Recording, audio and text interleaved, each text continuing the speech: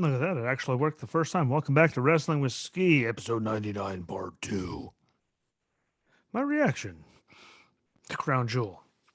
I must say, if I go through this, 6-3, not bad, especially considering one of them was Lashley and Goldberg. I mean, the three matches that I didn't figure out were Zelina and Doudrop, Lashley and Goldberg, and Finn and Xavier. I mean, granted, that means I got most of the obvious ones right. But it didn't mean they couldn't have pulled swerves. And I just didn't think they were going to let Goldberg do that. But regardless, it wasn't that terrible of a show. I didn't think it was that terrible of a show. Could there have been some things that were better? Yes. Could they have done other things? Yes. Could they just shut the hell up and stop barking at nothing? Yes. Will those things ever happen? Not really, no. We'll start out with Edge versus Seth Rollins, which, by the way, I was right. I don't think they're going to end it per se now that happened on Raw. You never know. I don't know. They did it and then they put them both on the same show. It's like one of those, it's just bound to keep going kind of things, but we'll see. They could surprise us. At least we can hope that they surprise us. But I mean, I will say that it was a good match. I got some good notes. I mean, Seth legit, I don't know if you saw, he flinched when Edge's music hit, whether he wasn't ready, he was just chilling in the ring or what, but he did flinch and jump when Edge's music hit. They did sadly bring back Edge and Seth into this match. They brought back Seth in the eye thing. But you saw him take the chair piece and put it into Edge's eye. You hit him in the chair with an eye, punched the chair into his eye. That was all stuff that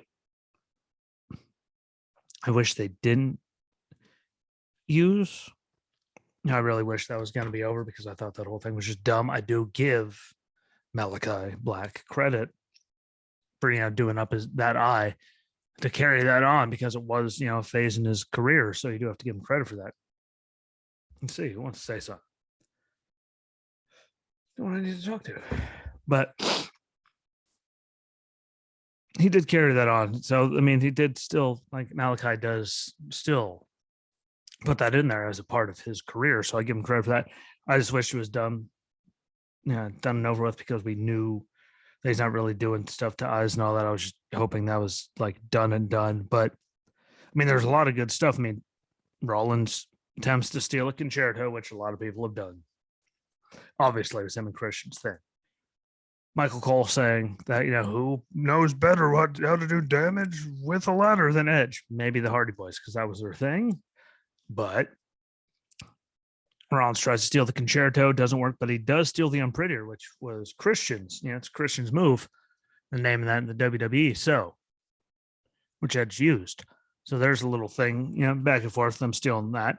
Edge steals a buckle bomb from Seth, and he did it good. You don't see Edge doing too many buckle bombs, so I was quite happy to see him, steal it, and everyone walked away healthy, and he did it good. Again, it's been a long time since Seth hasn't done one good, but it's still there. It's still a thing. It was good to see that happen. Edge kicked out of that amazing sunset bomb, flip bomb that Seth, did off of that ladder, and it was a beautiful move. Considering when he tried to do the sunset, flip and bomb Kane, that's when he first, blew a knee out in a live event. So it was really good to see him do it and do it well and stay healthy. And Edge kicked out. So they did a great thing. They did it healthy, and he's kicked out, which was great. Edge super kicks Edge. Yeah. Rollins wraps a chain around his boot, and they had Edge looking like he did Madison Square Garden where he was down and out and all that, took the super kick, which we all, saw coming. We did. Once he did it, we knew he was going to hit him. When he went for the stomp with the chain wrapped around his boot, though, he did do it phenomenally. To have him go for it, and Edge just popped the chair right up for a low blow, and he jumped right into it. That was great. That was a good counter to make it not end that way. Just add another wrinkle of just ooh to that, which was great. I liked it at least. And people just pop up a chair and just hit him low blow right with it. And Hell in a Cell, it's allowed. So I can't complain. Edge goes for this crossface, which he's been using with the chain. Said chain they ripped off of Seth's foot. And then Seth reached for the tool bag box, it's a bag, I believe, that he pulled into the ring and grabbed a wrench, and Edge stole that and then used the crossface for that. And after a little bit stopped, before he tapped out, we're all going, okay, how are they going to end it then? And I was literally waiting on them to do something stupid. Like after that, suddenly Edge, gets put down within like 2 seconds and Seth steals one somehow. I was waiting for it. Just because, like I say, I have low expectations for him to not give me those feelings. Call me whatever you want. They've been doing this for so long. Can't blame me for it. But he goes and gets up. We're also going to wonder how it's going to end. I was just going, please, God, don't let it end with something stupid because he's so far in control. Seth's so down. But you never know the way they do these things. But yeah, chair under Seth, puts the chain around his, all that's gone. And he steals the stomp. Now, if you watched it, it wasn't the greatest stomp. He was barely on the back of his neck. It looked like he literally slid of his neck as he was doing it, but delivered it. Got enough that his body, that Seth did go straight down. And it was really, in my opinion, one of the greatest thing in the world. Anyone that watched it, you can't say it was one of the greatest things in the world. But it was a hell of a match. Regardless of everything, it told a hell of a story. It was a hell of a match. They're still in each other's, moves. They did the eye thing, which I still hate, but I mean, people were kicking out of each other's moves. People were stealing each other's moves. You didn't really know what was going to happen there at the end. As they kept going, you're going, oh, don't end it that way. And they didn't a lot, which is really, really good. And Edge gets away with the victory now. What do they do with it on Raw? Who knows? I mean, it's Hell in a Cell. It should end it, but will they? Sadly, only time will tell. Literally, sadly. I don't think they're going to be over with it, but you never know. This could lead to, I guess, Edge winning that and then trying to move on to probably the WWE Championship. I don't see them putting him in the U.S. title thing, even though if he gets the U.S. title run, he could have great matches with lots of young talent and work with all kinds of people. We'll see what they do with it either way. Like I said, Edge getting the win wouldn't hurt Seth at all. He looked good, did all of his stuff, and the way his character is, he could lose every night and it wouldn't matter. So overall, great way. And that was a bad thing. Like starting out with that made it very difficult for everyone going forward, like Mustafa and Mansoor. And I don't have a lot of big highlights from the match because they just put on a good match. They did what I thought they would do. They didn't need bells and whistles. They were one of the very few, there was only a few non-bells and whistles matches. No matter what you say, King of the Ring, Queen's Crown, still bells and whistles, throw all that. And they throw all kinds of extra stipulations in other matches. So it was good to see just a normal match, and the crowd was into it the whole time. It was a great match. They showed their stuff. Mansoor got the victory. Ali did the normal heel thing, went and attacked him afterwards. Say what you want. They put on a hell of a match. I really don't care. He attacked him afterwards. Didn't care. Like they did what I thought they were going to do, and they were given because it was crown jewel and it was his hometown of all places. Like that's where he found him in Saudi Arabia during a tryout. Like it was a perfect time for Mansoor. Like if he didn't go over, like that kind of pop that he got, like someone did something wrong and they looked really good and they were given the appropriate time to actually put together a match, which on televised stuff, when you're in their shoes and you're not like the champs, you don't get that much time, which is why you see Charlotte so many times and all those things. Or Bobby when he was champion, or Roman on SmackDown. Like they don't get a lot of time. They gave him time. They put on a hell of a match. Then random music plays after he attacks Mansoor. Guy walks down the ramp. I'm looking, going, oh, who the hell knows who it is? Maybe it's Truth being an idiot, but they wouldn't do that. Turns out, is a silver medalist for Saudi Arabia in karate, and he takes Ali's head straight off, and then him and Mansoor celebrate in the ring together, raise his arm up at top of the ramp before they go away. I mean, it was a good moment just for him, Mansoor being from Riyadh and their Olympic silver medalists from 2020 Olympics happened in 2021 there in Tokyo. Like, it was just an all around good moment. A great moment, actually. Just for the town and the country in general, of two of their biggest people, Mansoor, the only first one ever in WWE, and their silver medalists there together. Like, that was the feel good home moment that they needed to have. And we're not surprised by that. Like, I was okay with it. I was like, damn, look at that kick. Like, that was a real thing. And Ali took it like a champ. He was in there bobbing around with him like he could do something. Like, they did a good job with it, and it made everyone in there happy. And it left the crowd happy. And that's the key thing when they go anywhere, is to leave the crowd happy, especially when y'all are in Saudi Arabia. Need to make sure they're very happy when you leave. And that led to it. And then it leads us to AJ Styles and Omos against RK Bro for the Raw Tag Team titles. I will say, seeing Riddle roll off and then Randy's up there just cursing on the ramp, you could see it. Cussing his head off. Whatever the hell he was saying. As Riddle rolls off, and then he comes back on a camel, of all things. But hey, good for Riddle. Made sense because it's Riddle for him to come out on a camel. And Randy played it off great because, well, it's Randy. He's been doing this for so long. But it was exactly what we thought it would be. Once Omos got in there, just molly-whopped everybody till they finally got him out of there. That's what they always, and then because he dominates people, and then AJ's like, ooh, let me in, and he does, and then everyone makes sure they kick him off the apron and everything else to get him out of the way so they can get the victory. Like, that's normal stuff. But again, he's gigantic. It's not his fault. Like, that, there's very little you can do to make it look like he's gonna get his ass whooped. Tell me what you're gonna do besides hitting the guy like a truck.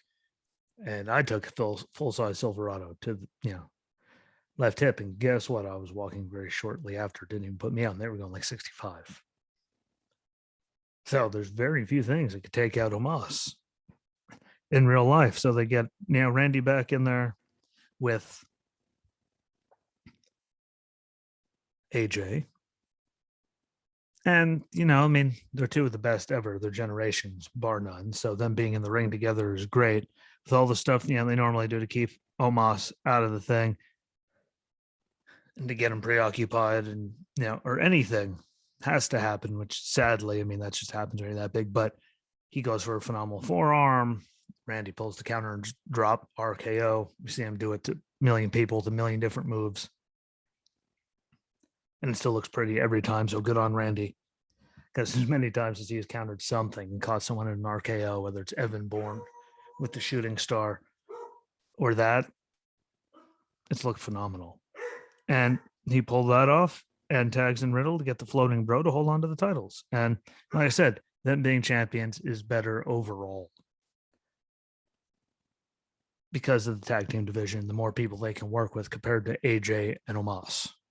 AJ needed to be, the Grand Slam champion. And there wasn't too many times because the stage of career is in. So they did that to get him it. But AJ and Omos, he has Omos. So Riddle and Randy, especially someone like Randy working with many people as they got going in there that are young and doing all that, that's just much better because they can work with everybody and have better matches put together than with Omos, in my opinion. You can tell me I'm wrong, but what else are you going to do with the big dude? Like, has to be the same thing over and over again. So we'll see what they go with those two from there. But I still think it's good for Omos for them to be a team together, because it really is good for him to get the experience, especially with someone like AJ. But them being in the title picture, I don't know, like them being right there in contendership, yes, that's a good thing. But overall champs, we'll see how they work it out with that. Again, Omos, like, there's only so much you can do with him because he's such a Sasquatch, and the guys that they have that are that size that are in the tag division equals no one. Like, nothing's believable. So, except for what they keep doing, which is just hitting him when he's on the apron, doing all that. And it is what it is, but it's still a good match. And again, right there, AJ going for, phenomenal form, which he does beautifully. Randy counters it, hits him with an RKO, tags in Riddle. Riddle does his floating bro. They get the victory. Like, everyone got their stuff in. And Omos looked like a monster. So it's a victory for everybody. And AJ is the one that got pinned. So it does protect Omos because he didn't get pinned. So it does work around for everybody. So you really can't like it. Not the greatest, but what the hell do you think they're going to do? Really? That be again, like I don't know. That being said, though, Zelina Vega does beat Doudrop to become Queen of the Ring. So I'd love to see what they do with that in the finish, with all that, whatever the hell they called it. It wasn't what whatever the hell you're going to call it. I've heard that move called so many different names. I don't know, but her pulling that, I mean, that's all core on her and Doudrop falling, and that gives Zelina something. Again, Doudrop just got there. Zelina, I mean, they re-signed her, and apparently they told her. I mean, obviously she didn't come back for nothing. Like they told her she was going to obviously be doing something. They're going to put her in some kind of spot. So good for her. I was wrong. I just figured they weren't going to put it on Zelina. How are they going to do it? And they did it to where it's like even Hannah, who doesn't watch wrestling all that often, didn't even start ever until recently, very recently, even though she's lived with me for a little bit now, went, that's believable. Like her pulling that off really quick, Zelina, and getting the victory. I mean, good for her. I just hope that it leads to something, good and sustained, and not just another King character. It leads to like something actually good for her career, not just, hey, you're queen of, you got the queen's crown and that's it. Because that wouldn't make any sense. Why do it, and at all then if that's how you're going to do it. So hopefully it leads to something good. But again, we know she's going to keep doing something. We know Doudrop, the way they have been using her, she was still there, which is great. Like it's really a good thing. I just hope, again, it's not like a Corbin thing, which didn't lead to anything really. Too much people carrying him to the ring. That's it. Until COVID happened. Booker got some title runs, but really, it hasn't been, Nakamura hasn't. He's done more, and he wasn't even the king of the ring. He just stole Corbin's crown, then held on to it in a match. Like, I don't know. So hopefully it does something good for her, and they don't just put her back to where she was before. It's good to see her actually getting to have matches and do stuff and show what she has. Only time will tell with that here shortly. But I mean, I'm not holding out hope. I'm pretty sure it's going to be another one of those characters, but we shall see. I hate to use that phrase, but we'll see how that works out.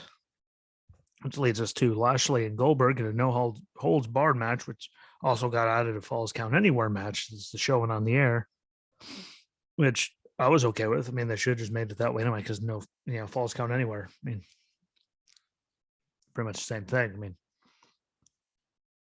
I mean, those are always no holds barred matches, but Lashley starts out with the chain wrapped around his fist without Goldberg seeing it, knowing it. And he did get, a couple of minutes there where Goldberg was just getting lit up. I'm like, please, God, after all that, please don't let all the dumb rhetoric about killing people, don't let it end that stupid. Pretty please don't do me like that.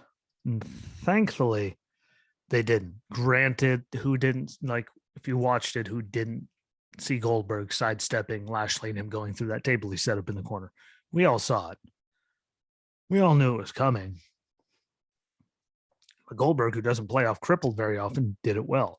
He even put him up for that jackhammer. And I just had just flashbacks of, Taker, oh, please God, please God, please God. And he did it. So that was phenomenal as well. And even though we saw him sidestepping and coming, and we saw the Hurt Business, Shelton and Cedric, I said, them having the tag title match makes no sense because they're not even on the show, but they're there for that. They showed up, kendo sticks, Goldberg gets them. After, Lashley just walks away, we all saw it coming, so we were okay. Lesnar with the hell of a spear off the ramp through the tables, wherever the hell was down there to pick up the victory. Great.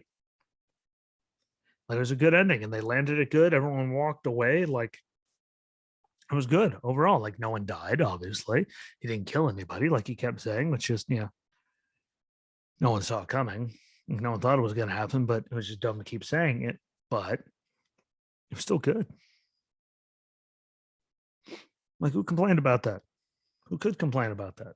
That was like, they did a good job. I don't care what anyone says. I mean, did it go from being completely one-sided to pretty much completely the other sided? Yes. But I mean, who thought those two going at it was actually going to be given as much time as it was? I mean, the worst part about it was, the tininess of the security guards that were supposed to be escorting, Goldberg to the ring and protecting him, because they were like my size. But There's the interference we saw. We all knew he was getting out of the way for Lashley to go through the table and turn it, and then that big spear. Like didn't think they were going to do that big of a bump for him. That was really, really good to see. Like I couldn't complain about that. Granted, no one died and all that, but they actually let them get more than 5 or so minutes, and they did it well. So I can't complain about that. I just didn't. They put the Almighty down, doing all that. So I don't know what that means for him, letting Goldberg win. So I'll take that as a wrong, just because the way they built up Lashley, I didn't see them letting him lose. Granted, the rhetoric, Goldberg had to win. I think I said that, but I just didn't see him doing it. So I don't know if I want to count that as wrong.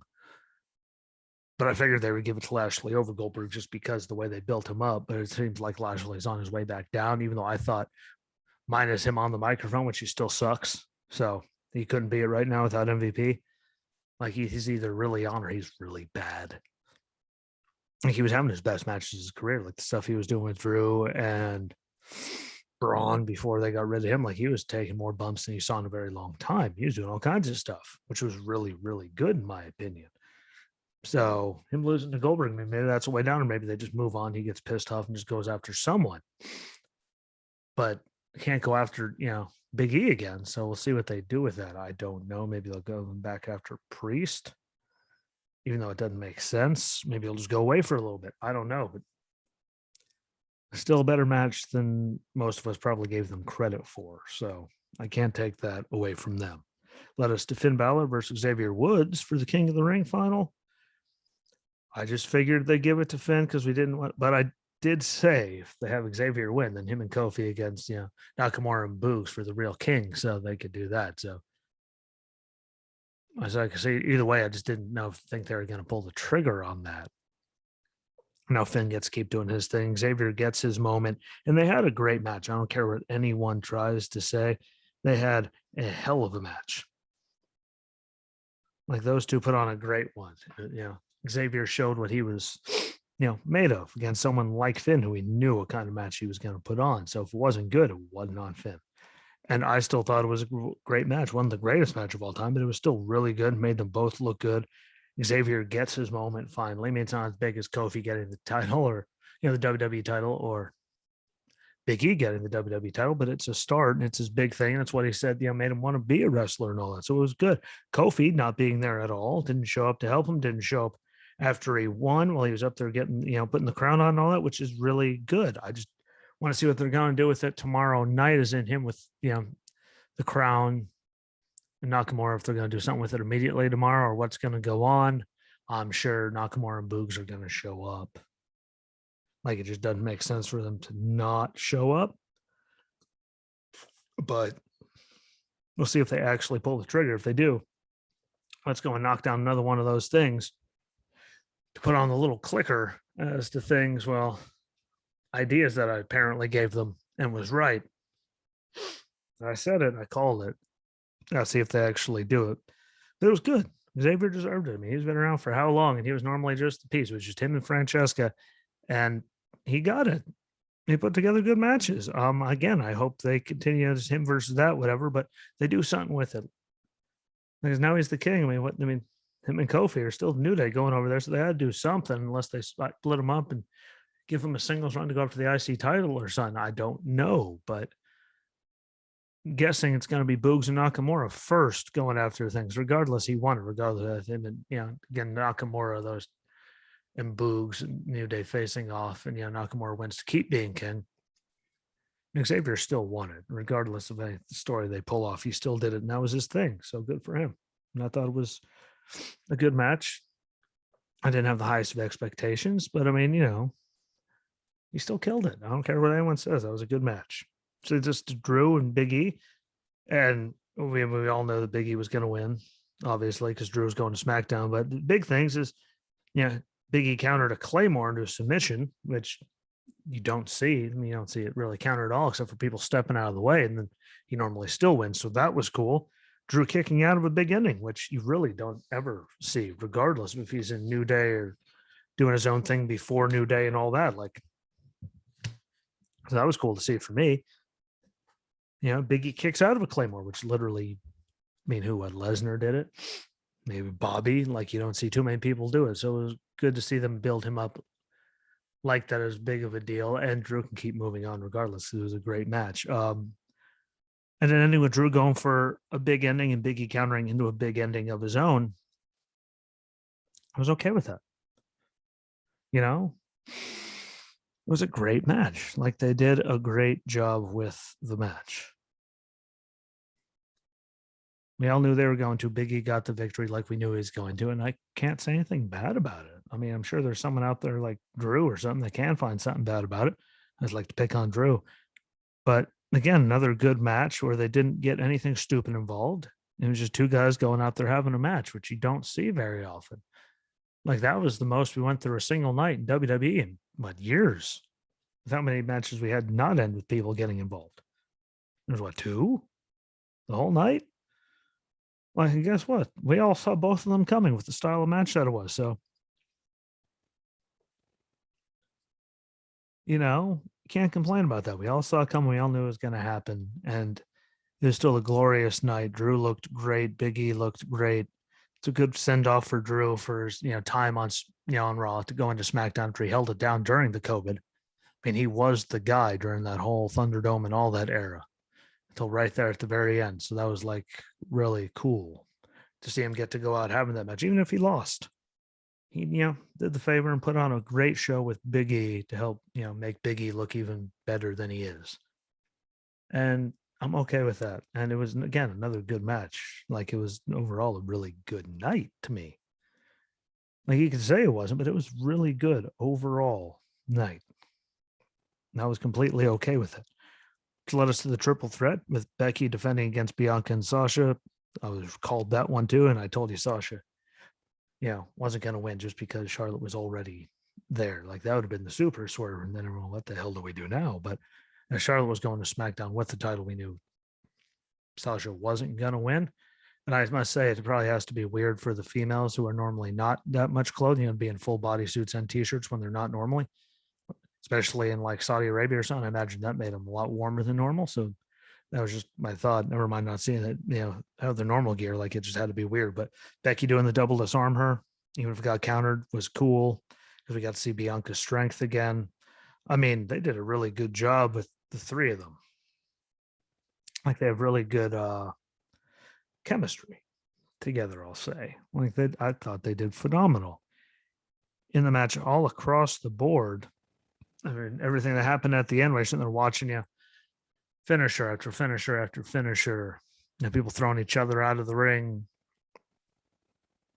Sasha throwing Bianca out of the ring, going after the Becky, counters and rolls her up, holds onto the bottom rope for leverage to steal it, which doesn't put, which Sasha lost, and she's going to SmackDown tomorrow night. So she can go after Charlotte, and it didn't put Bianca with the loss. You see what they did there? That helped, build everything, which I think will lead to Becky and Bianca continuing because she didn't pin Bianca, which again sets up the story going forward, keeps it going on the new show for Bianca because she was always on SmackDown.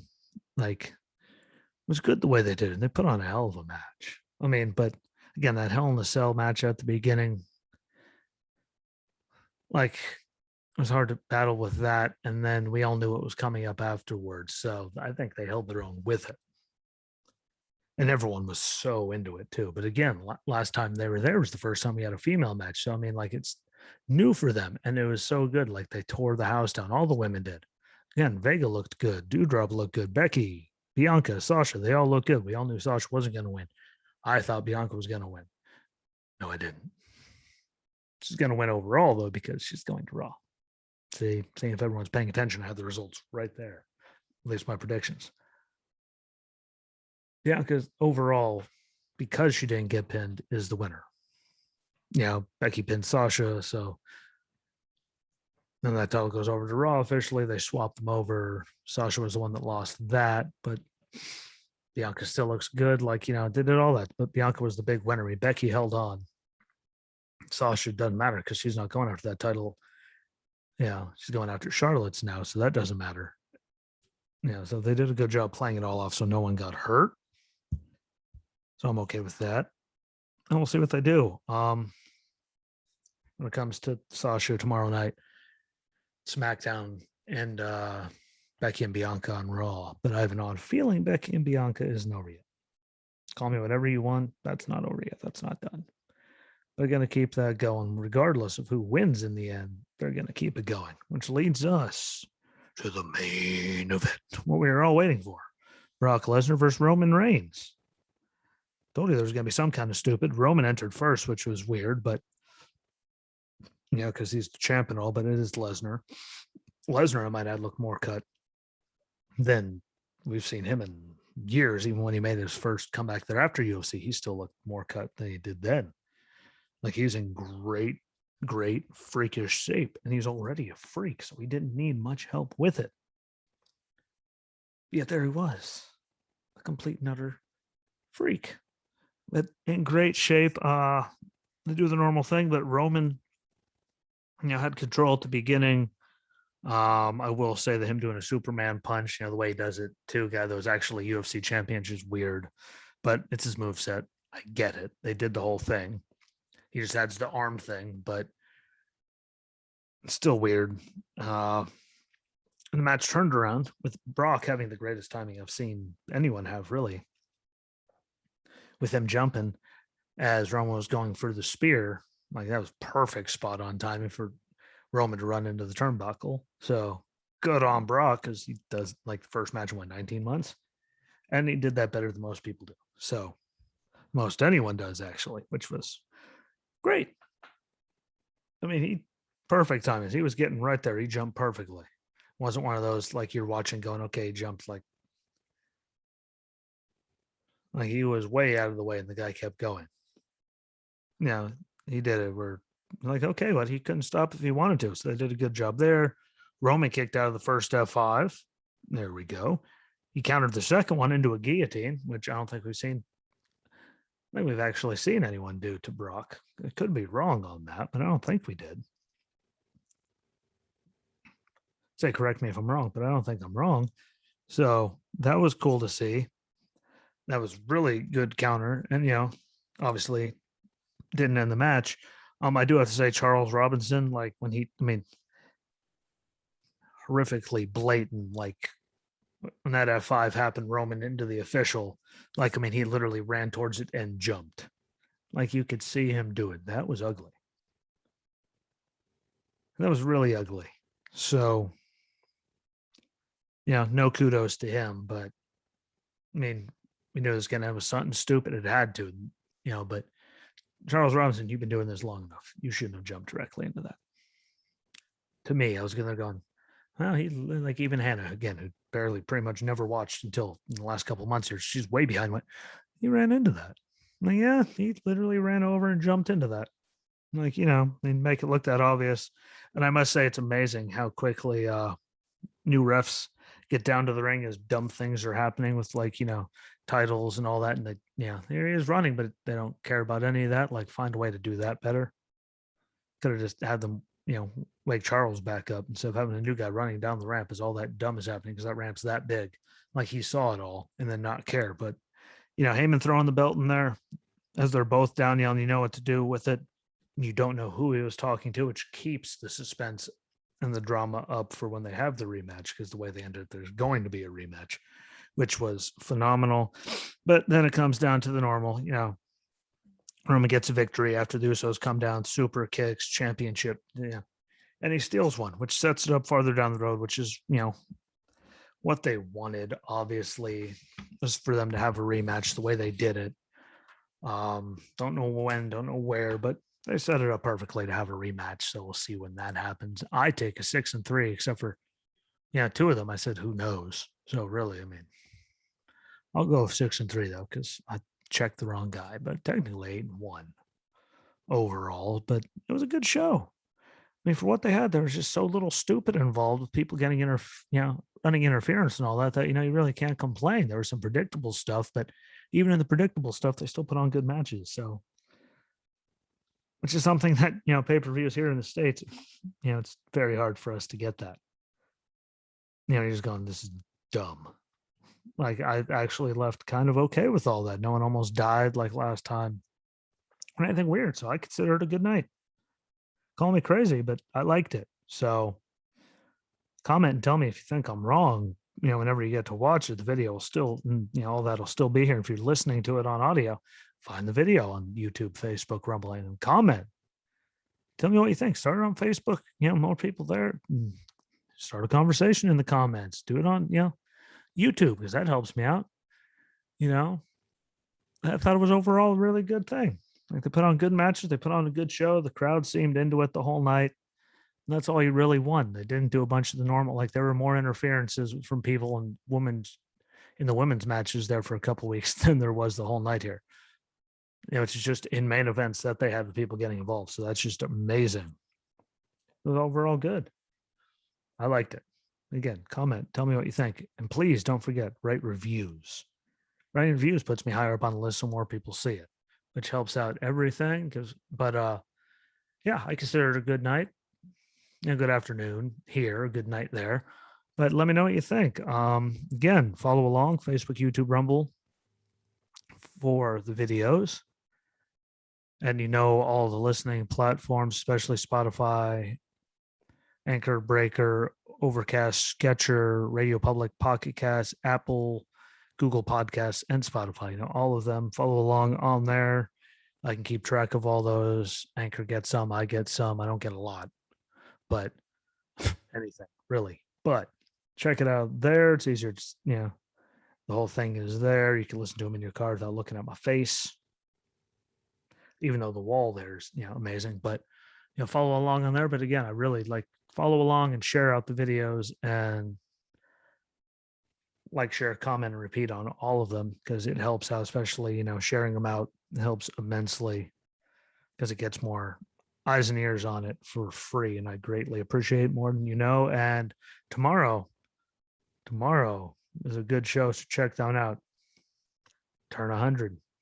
Didn't think we'd make it to 100, but here we are. Probably should have been here way sooner, but damn it, it's happening tomorrow, and that's the important thing. So make sure you stick around and check that out, and it's going to be a good one. Like, we got some good stuff planned. So I want to thank you all for watching, checking me out, listening. Don't forget, review the page, share the videos out, and comment on them, like them, do all of that. It helps me immensely to get more eyes and ears on there for free. I appreciate y'all. Let me know what you thought about Crown Jewel. Like, those are just my feelings as I saw it. You can think something completely different, but let me know. I appreciate y'all. Enjoy the rest of your night. And until, episode, 100 for our birthday tomorrow.